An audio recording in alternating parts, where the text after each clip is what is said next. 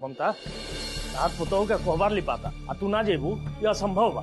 चलो वो हमार ना बस आपके पतो बिया। अच्छा ठीक बाबू हमरे पतो बिया।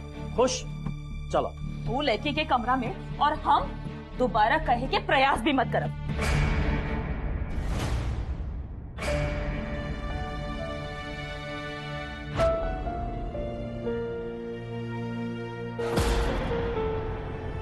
रुपया पैसा कपड़ा लत्ता ये सब मिल गई और हमरा पास ऐजा कुछ नहीं के जो रउआ के दे सकी। जानी कि हम एकदम रउआ जैसे नहीं बनी। एक खातिर विश्वास दिलावता नहीं कि कभो और विश्वास के आघात न पहुंचे।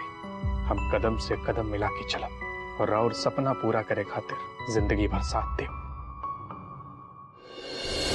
बेटा तू अभी अपन सपना जीवन के उद्देश्य निखिल के बताता। ये वचन दिले बा तो जरूर पूरा करिए। आखिर हमार बेटा है काहे कि बिना सपना और जीवन के उद्देश्य के जीवन के कोनो मोल ना होके। काहे कि आज से तार नया जीवन शुरू होता। चलो बताओ का बार तार सपना और उद्देश्य?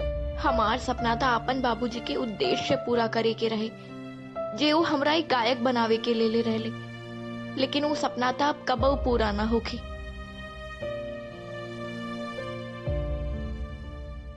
रूपा रानी बन के गीत गावे के ही तहार जिंदगी के उद्देश्य रहे श्यामा, और आगे भी उहे रहे के चाहिए। अगर आपन उद्देश्य के तू कोनो नया रूप देवे के नया सपना देखी के भी प्रयास कैलू तो न तहार सपना रही और ना तू। बाबूजी सपना तो पूरा होत रही। अभी आपके इच्छा अनुसार चौथारी के भी पूरा हो गई तो हमने के माँ के लगे चले के चाहिए। ठीक बात निखिल तू अपना माई से जाके बात करा। ओकरा बुझाता कि छठ के बाद से तू ओकरा से दूर हो गई बड़ा। ओकरा जाके ही बताओ कि ममता के तारा से केहू दूर ना कर सकेला। जी बाबूजी।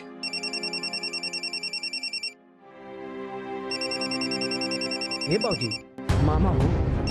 पूछा पा लगी मामा, बस आपका आशीर्वाद है बाबूजी से।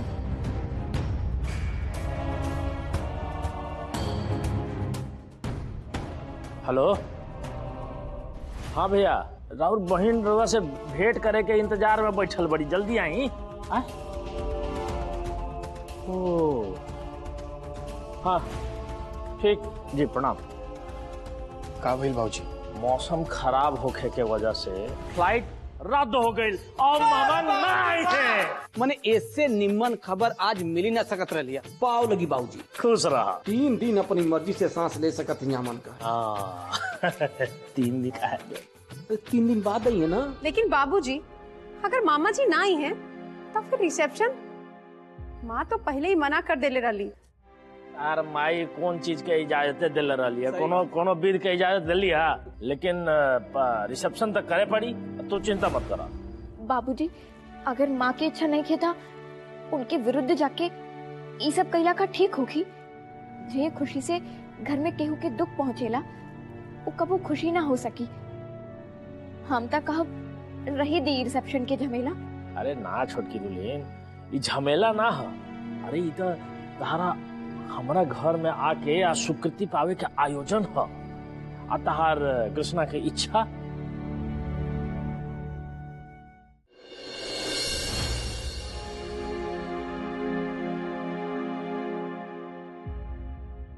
माई ऐसा काहे रोज जालू तू?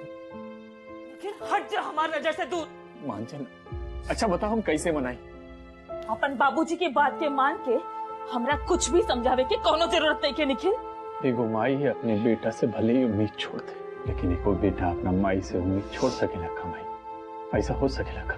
तो ऐसा पहले भी तो कबो ना भई रहनो निखिल कि अपन माई के विश्वास के विरुद्ध जाके तू कबो कोनो फैसला कैले रहा। फिर ब्याह कैसे कर लेला बतावा हमरा के। मेरे भूख का इलाज चिकन कुकड़ू को, मेरे भूख का इलाज चिकन कुकड़ू को, मेरे भूख का इलाज चिकन कुकड़ू को। बिजली ई का अलग रखल बा? ई का भइल बिजली? अभी तक गीत गावत रहलू, अब थोड़ काहे से आ गिरता है?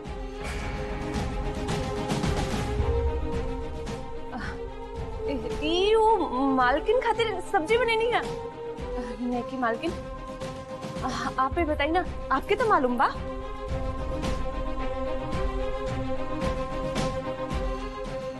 बड़की दीदी बिजली का भइल, रोवा तारू काहे? इतना कुछ बनावे के बा, ये सब खाए में तो हमरा कोनो दिक्कत नहीं है, लेकिन बनावे में। अच्छा त ई बात बा, त हमरा कहे चाहे नु हम बना देता नी। सत्यानाश, तू लोग के तो मालूम बा ई बात अगर बाहर आ गई तो कितना बड़का बखेरा खड़ा हो जाई। ठीक बा, चला जे भइल से भइल, लेकिन एकरा बहुत सावधानी से संभाले के पड़ी। बिजली, तू ऐसा सब ठीक से रखा। श्यामा, जा जल्दी से तैयार हो जा, हाली से अइहा। वैसे भी आज खाना में बहुत देर हो गई बा।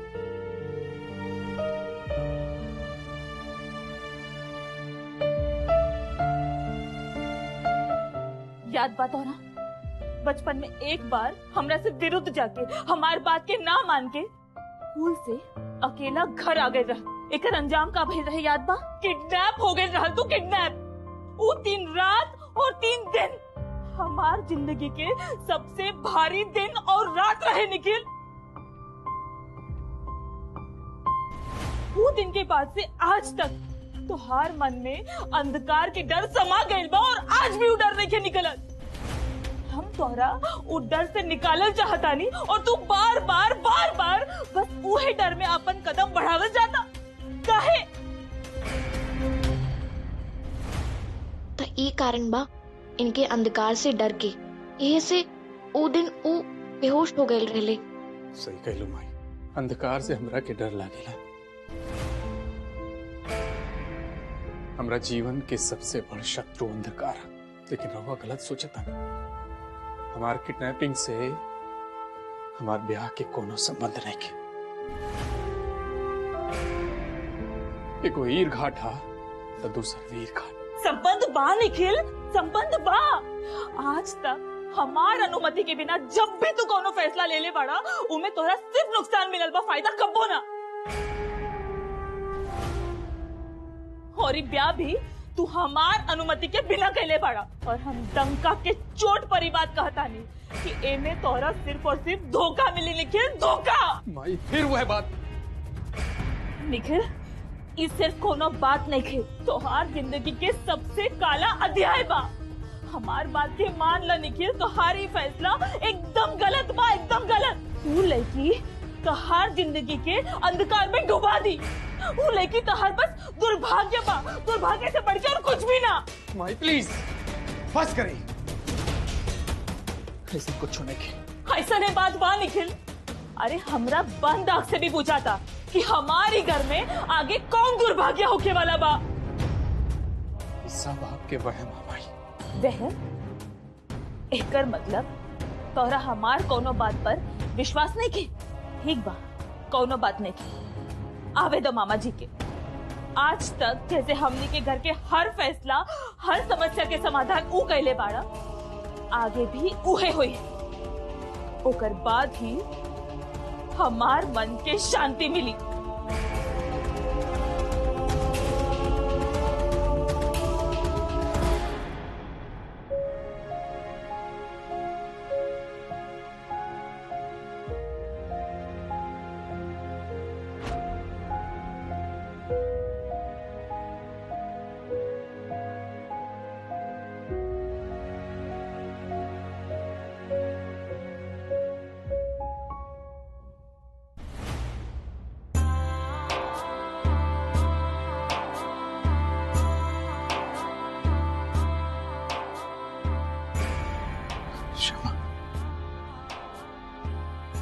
हम रवा से कुछ कह चाहता नहीं। हमार माई जो कुछ भी कह लिया ना, ओकरा खातिर हम हाथ छोड़ के माफी मांगता है।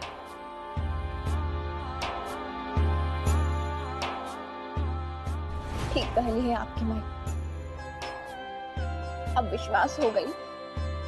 एक माई आपन बच्चा खातिर हमेशा निर्भर ही सोचे। अगर अंधकार आपके जिंदगी के सबसे काला अध्याय बा, तभी काला अध्याय बानी हम। आपके दुर्भाग्य माई गलत नहीं के कही, लेकिन ये समझ में नहीं के आता कि कृष्णाई बेमेल जोड़ी काहे बना दे। कहीं ऐसा तो ना कि वो आपके ही भय हमारे माध्यम से दूर करे चाहिए। अगर ऐसा बात हम आपके वचन देता नहीं कि आपके जिंदगी के ई काला अध्याय एक दिन हम सुनहरा अध्याय बना के छोड़ा, और शायद इस तरह से हम माई के मन भी जीत ली और दुर्भाग्य सौभाग्य बन जाए।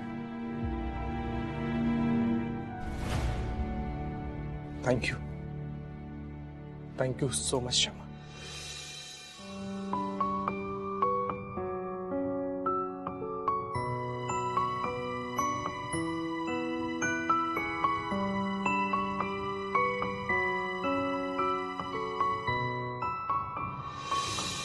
ये लड़की हमार घर खातिर मुसीबत के पोटली बनल बिया। हम एकरा यहीं जा टिके त ना देब, बिल्कुल ना टिके देब।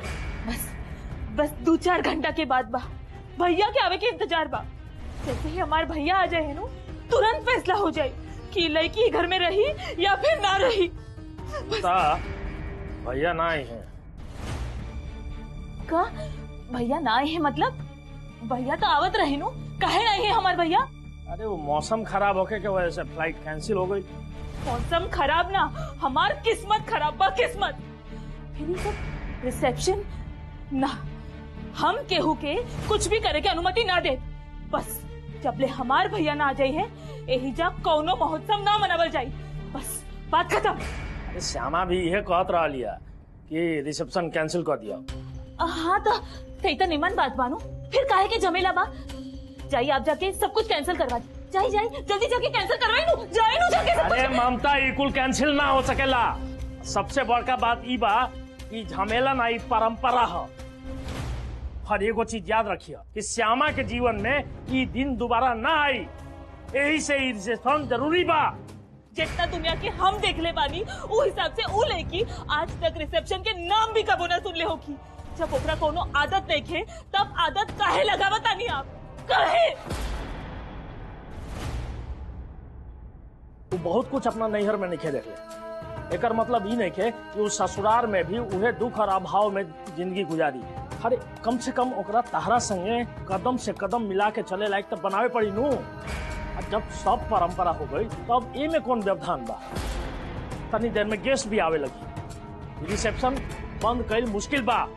तो ठीक बा मनावा रिसेप्शन, बजावा डीजे, खाई रंग बिरंगा खाना और मिलवा द सारा समाज के अपन परम सुंदरी पतों से। लूट लवा भाई अपन दरिया दिली के। ममता हमरा एक बात बताओ तू, का तू रूपा रानी के गाना न सुनबू? कान बंद कर लेबू अपन बच्चा लोग के खुशी में मनोरथ में खुश ना होबू? अरे पता बता रहा कि श्यामा का कहत रहे कि अगर माई के पसंद नहीं खे तो रिसेप्शन बंद कर दी। तू कहत रहे कि जो ना खुशी से केहू के खुशी या केहू के तकलीफ मिले, ऐसा खुशी के का काम? तारा पता बनू तारा बिना हम अकेला हो जाए। तारा बिना हमार कोनो अस्तित्व नहीं है। मान जा ममता, मान जा। हमार कोनो बात के मान ली जे हम माना? हम काहे मानब? ममता हाथ जोड़ा तो नहीं। अगर तू हमरा जीवन में कभी भी पति वाला आदर दिले बारू तो आज हम अकेला ना जाए।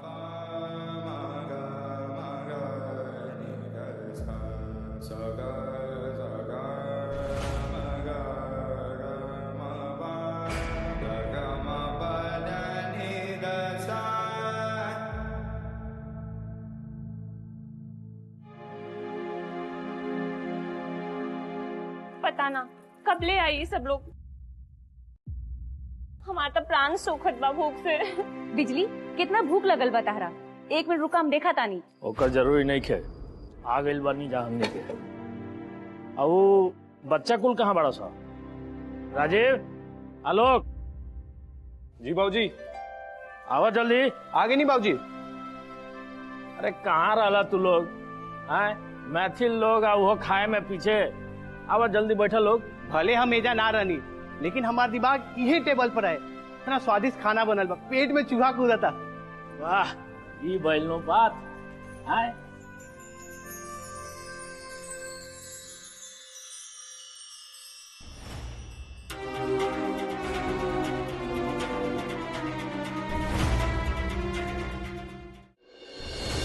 लोग, जी बाबूजी। तार दुल्हन कहाँ बड़ी?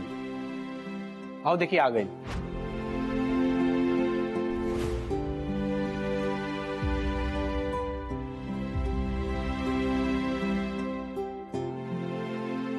कहाँ रहलू है तू?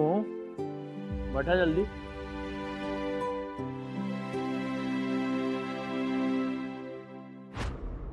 अल्ली दुल्हन, अब तू कहाँ हराइल बड़ू? अरे जल्दी जल्दी खा लिया, तारा रिसेप्शन के तैयारी भी करे के बाद। अब देखा, जब चार सास के अनुमति भेटा गई बा तब सब कुछ जय जय होके के चाहिए। हाँ, एकदम टॉप क्लास।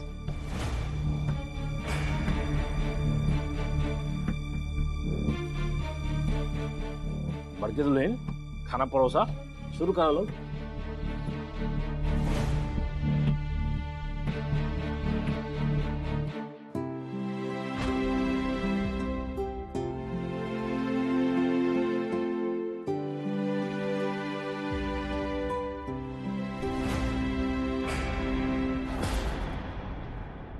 बिजली, हमार खाना कहाँ बा? कैसे बाप बड़की मालकिन?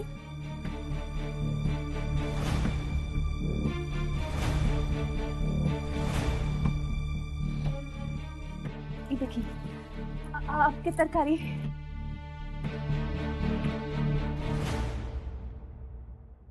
अरे वाह बिजली, तरकारी तो बड़ा निम्मन दिखा था। तू बनौले बड़ू का? हाँ हाँ, हम अपने हाथ से बनेले बानी। अच्छा, अपना हाथ से?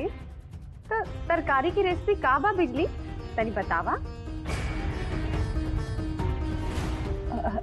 रेसिपी माने मजली मालकिन? अरे रेसिपी माने बनावे की तरीका, मसाला कुल। हाँ।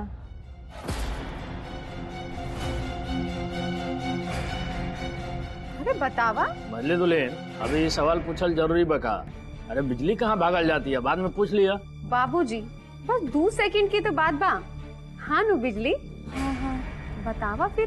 बिजली बोलत काहे नहीं खू? वैसे तो दिन भर बक्कर बक्कर करत रहेलू, अब का हो गई तोरा के?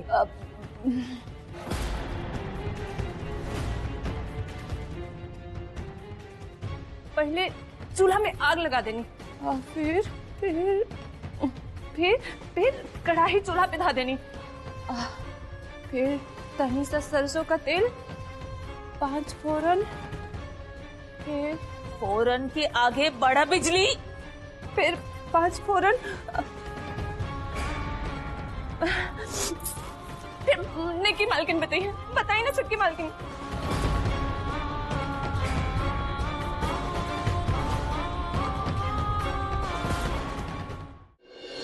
माई, माई देखना कितना बढ़िया खाना बा, खुशबू आवता माई। एक बाइट खा के देखना।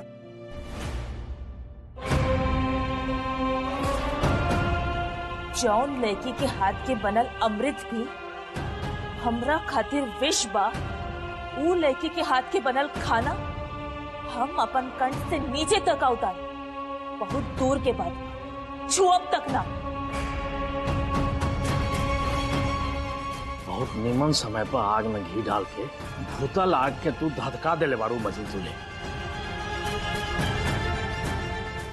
इहे बात अपन माथा पर बिटावे की नतीजा।